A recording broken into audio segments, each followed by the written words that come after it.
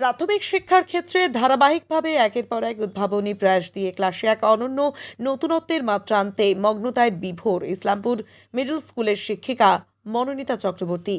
ইতিমধ্যে তার পাঠদান পদ্ধতি রীতিমতো সাড়া ফেলেছে আমাদের বিভিন্ন খবরেও। ডাক এর মতো পত্রিকার সম্পাদনা, নিজস্ব লেখালেখি, সঙ্গীত চর্চা, আবৃত্তি সঞ্চালনার পাশাপাশি অত্যন্ত ভালোবেসে জুড়ে থাকেন সকলের প্রিয় দিদিমণি মনোনীতা চক্রবর্তী। অধিকাংশ শিক্ষার্থীদের কাছে তিনি সুন্দরী ম্যাম বলেই পরিচিত। অত্যন্ত সময়ানুবর্তিতা মেনে চলা এই ম্যাম প্রয়োজনে ছুটি নিলেও শিশুদের জেনেও প্রবল মন খারাপ হয়।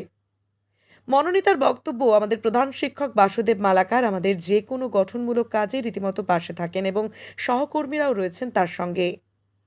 এখান থেকে শুরু করব। হ্যাঁ, লেখা আছে রবীন্দ্রনাথ ঠাকুর জীবন ও কর্ম।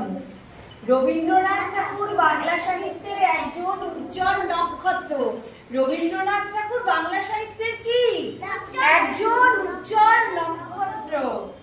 তিনি কবি, ঔপন্যাসিক, সঙ্গীত স্রষ্টা, নাট্যকার, চিত্রকর, দার্শনিক এবং সমাজ সংস্কারক হিসেবে খ্যাত। রবীন্দ্রনাথের মতন এত বিশাল, তিনি একজন বিশাল সমুদ্র। তিনি কিন্তু একজন মস্ত বড় প্রাবন্ধিক। তার প্রবন্ধ, তাহলে তার জন্ম হয় কত বলো, আর কত বঙ্গাব্দে? 1268 বঙ্গাব্দে। ইংরেজির কত তারিখ? 7 মে, মে মাসের 7 তারিখে। কত সালে? 1941 সালে। হ্যাঁ, একটু ধরো, কাছে আসো এখানে। আচ্ছা, এবার আমরা পরেরটায় চলে যাচ্ছি। বংশ পরিচয় ও শৈশব। পিতামহ প্রিন্স দ্বারকানাথ ঠাকুর ছিলেন 19 শতকের বাংলার প্রভাবশালী ব্যক্তিত্ব। পিতামহ মানে কি বলতো? বাবার বাবা। এই যে প্রিন্স দ্বারকানাথ ঠাকুর। আর এই যে জোড়াসাঁকোর ঠাকুর বাড়িতে তার জন্ম হয়। আর পিতার নাম কি ছিল? মহর্ষি দেবেন্দ্রনাথ ঠাকুর ছিলেন ব্রাহ্ম ধর্মের প্রধান প্রচারক। মহর্ষি দেবেন্দ্রনাথ ঠাকুর কে ছিলেন? রবি ঠাকুরের বাবা। আর রবি ঠাকুরের পিতামহ কে ছিলেন?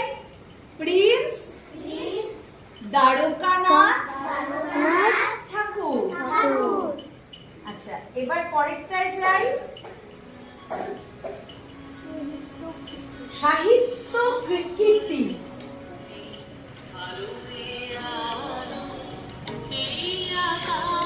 অল্প করে এখানে ধরেছি আমি, যাতে তোমরা অল্প সময়ের মধ্যে দেখো কি লিখেছে। কবিতা, গীতাঞ্জলি, সোনার তরী, গলাকা, পুরবী, চিত্রা তার উল্লেখযোগ্য কাব্যগ্রন্থ। উপন্যাস কি?